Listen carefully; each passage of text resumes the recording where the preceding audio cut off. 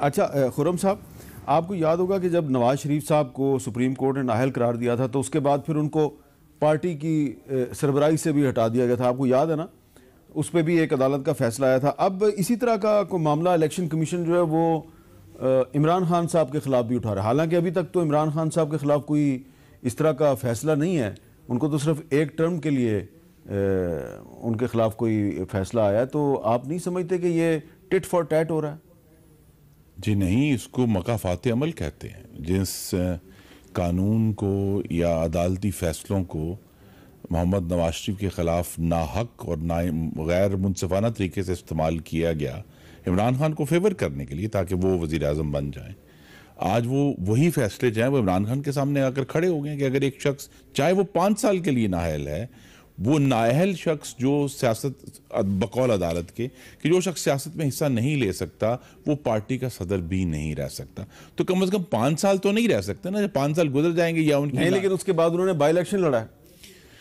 देखिए, ये सारे कानूनी मामला और यही वो बंदोबस्त इमरानी है जो फाशिस्ट तरीके से पूरे पाकिस्तान की जमहूरियत और आइन को तरोड़ा मरोड़ा गया था, जिसको अभी हम दुरुस्तगी की तरफ हमने आगाज किया है। वो जो शिकने पड़ गई थी उन्हें आहिस्ता आहिस्ता सीधा किया जा रहा है कि भाई सिर्फ नवाज शरीफ को गिराने के लिए जो पूरा सिस्टम तोड़ा गया और उनको नाहल कराने के लिए इस तरह जो है वो 2.5 लाख रुपए उस वक्त बनते थे, गालिबन 10,000 दिरहम जो तनख्वाह ली भी नहीं, उसको जबरदस्ती असासा डिक्लेयर करके उनको नाहल किया गया। ये सारे मामला अब सामने आएंगे क्योंकि बहरहाल मेरे रब के घर इंसाफ जरूर मौजूद है। तो जो उस वक्त फैसले किए गए थे नवाज शरीफ को गिराने के लिए, आज वो इमरान खान के आगे खड़े हैं। अच्छा आबिद जुबैरी साहब, ये आपको इस मामले का पता है कि इमरान खान साहब के खिलाफ इलेक्शन कमीशन ने एक फैसला दिया और एक टर्म के लिए कहा जी कि वो नाअहल हो गए, लेकिन उसके बाद फिर उन्होंने बाई इलेक्शन हिस्सा लिया। बाई इलेक्शन वो जीते भी, ठीक है, कराची से वो हार गए,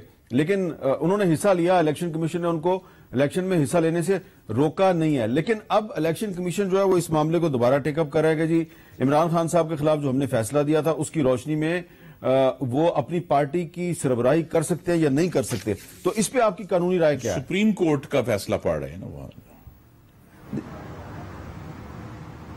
जी देखिए, मेरी इसमें राय, हम्बल राय ये है कि ये देखिए, आप ये इन फैसलों से किसी पॉपुलर लीडर को, चाहे कोई भी हो, उसको आप अवाम से दूर नहीं कर सकते। देखिए, आपको कानून, बोर्ड इलेक्शन कमीशन हो या कोई अदालत हो, उसको कानून के हिसाब से और इंसाफ के साथ फैसला करना होता है। अब उनको एक कॉन्स्टिट्यूंसी में उन्होंने कहा वो नाअहल हो गए, उसकी अपीलें होंगी, उसमें जो फैसला आएगा वो एक उसके लिए था। लेकिन आप देखिए, जो मियां मोहम्मद नवाज शरीफ साहब जो हमारे साबिक वजीर आजम थे, उनके खिलाफ एक फैसला आया, उनको नाअहल, उन्होंने कहा 62-63 में वो नाअहल हो गए, इसलिए वो पार्टी हेड से भी हटा दिए गए। वो सुप्रीम कोर्ट का फैसला था, उसके तहत वो हुआ। और यहाँ इलेक्शन कमीशन कहता है that will be subject to appeals वगैरह। ये जरा सा फर्क है दोनों केसों में कि अगर वो यहाँ नाअहल उन्होंने किया था ऑनरेबल सुप्रीम कोर्ट ने मियां नवाज शरीफ साहब के केस में। जी अच्छा, खुर्रम दस्तगीर खान साहब, जो नवाज शरीफ साहब के साथ हुआ या करवाया गया वो गलत हुआ, क्या वही कुछ अब अगर इमरान खान साहब के साथ हो रहा है या करवाया जा रहा है तो वो सही है? देखिए, ये तो मामला सुप्रीम कोर्ट ने इसको खुद नोटिस लेना है इसका कि, और आपको मालूम है कि पंजाब असेंबली के केस में आली मर्तबा चीफ जस्टिस लिख चुके हैं कि अगर जो जजेस हैं वो सेकंड थॉट के ऊपर उन्हें कोई तब्दीली करनी पड़ जाए, क्योंकि उन्होंने तब्दीली एक 180 डिग्री का उन्होंने तब्दीली की थी अपने मौकफ में, तो उन्होंने कहा जी अगर जस्टिस दोबारा सेकंड थॉट के ऊपर वो अपनी राय तब्दील कर लेते हैं तो इतनी जगह होनी चाहिए कि वो तब्दील कर सकें।